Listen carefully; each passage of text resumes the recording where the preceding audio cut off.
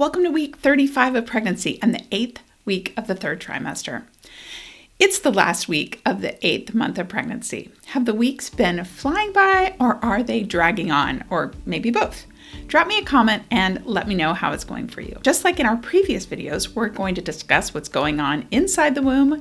We're going to discuss what's going on with your body changes and symptoms. And of course, we will check in with our expecting crew this week, and we're going to look at the think and do board to see what we might want to put on that list this week. But first, I'm wondering if you have your plans in place for labor and birth.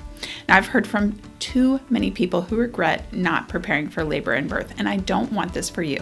I have a solution, and it works no matter what your preferences are for labor. Medicated, unmedicated, unknown, it works. I teach a great on-demand childbirth class called Birth Toolbox. Now, it is filled with practical tools that help you and your partner become a confident team, and I'm going to drop that link down below. I'm glad you're here, and I want to welcome you to the Birth Toolbox classroom. I'm Alice, a doula and childbirth educator, going week by week through pregnancy with you. Sounds like it's time for class. What is happening with baby's development this week? At 35 weeks of development, the fetus is about 18.2 inches or 46.2 centimeters, so about this long. And the weight of the fetus is just about 5.25 to 5.78 pounds, which is about the same weight as a small watermelon. The baby's lungs, they're not fully mature yet, but they're getting a lot closer.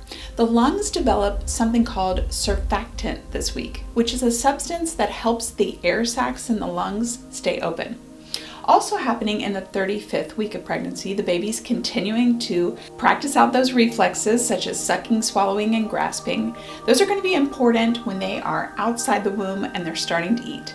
And again, just like last week, they're setting up fat stores under their skin, so hopefully they'll have that robust and maybe even chubby look when they get out. What symptoms and body changes should you expect at 35 weeks of pregnancy?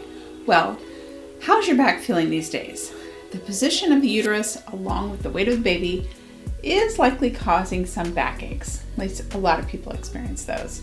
You might also be experiencing pelvic pain, and it could be hard to distinguish one from the other.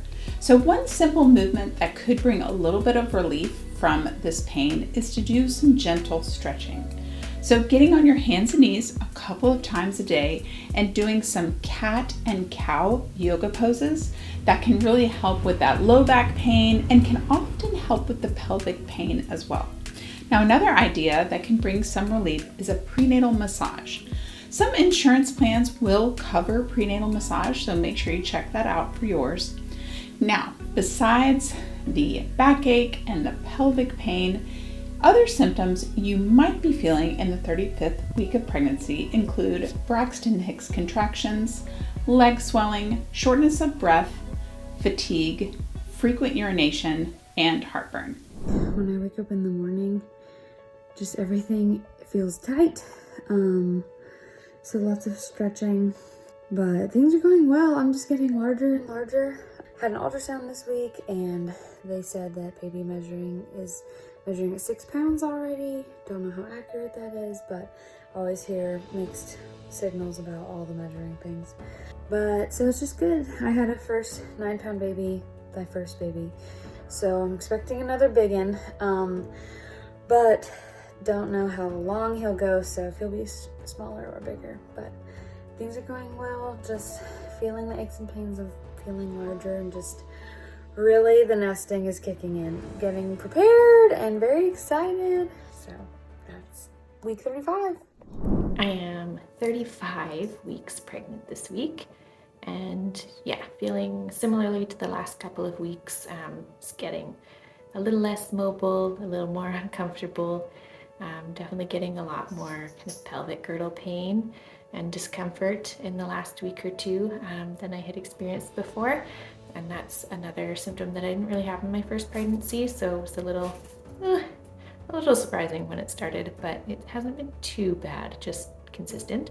Hi, I'm 35 weeks pregnant, and this week I've been feeling pretty good. My main symptom this week has definitely been Braxton Hicks. I mainly get contractions when my son's breastfeeding, but also just kind of anytime anything's a little bit off. Like I'm a bit dehydrated, or I've been laying on the couch a little too long, or I've been doing too much stuff.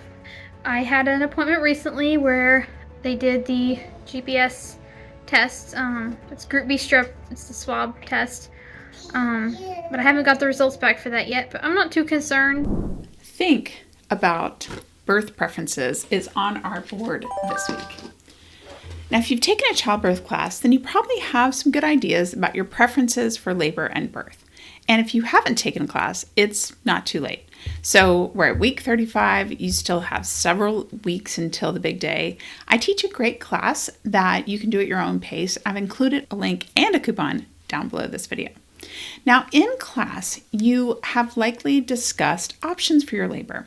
So it's a great time to really get your thoughts together about what your preferences are when it comes to things like options for pain management, your thoughts about induction, and one that actually happens in those final weeks leading up to labor and in those prenatal appointments is your preference for prenatal cervical checks. Many care providers offer or suggest having your cervix checked in the office during your prenatal appointments in late pregnancy.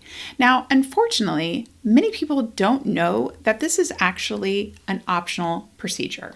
So you have every right to skip cervical checks prior to labor, and you can also agree to them.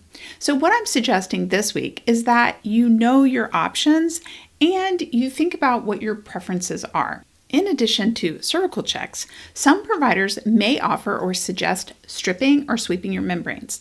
Now, this again is an optional procedure, though I've heard from way too many women that they had this procedure done without their knowledge or their consent. So, week 35, it's a great time to make sure that you are knowledgeable about what you want and what you're going to be asked about in those prenatal appointments and whether or not you want to have these cervical checks or the membrane sweeps, or maybe if you want to ask your care provider more about them. Now, I've created 2 videos that go in depth about both of these procedures. I'm going to link them down below this video, so if you'd like to get a little more information, then those are going to be ready for you. One thing not to miss before next week. If you'd like a peek at my top products to make postpartum recovery easier and more enjoyable, I'm going to put a link down below in the description to the list that I put together for you. I hope your 35th week of pregnancy is a great one. Don't forget to hit the subscribe button so that you can follow along through the weeks ahead. And I'll see you next week.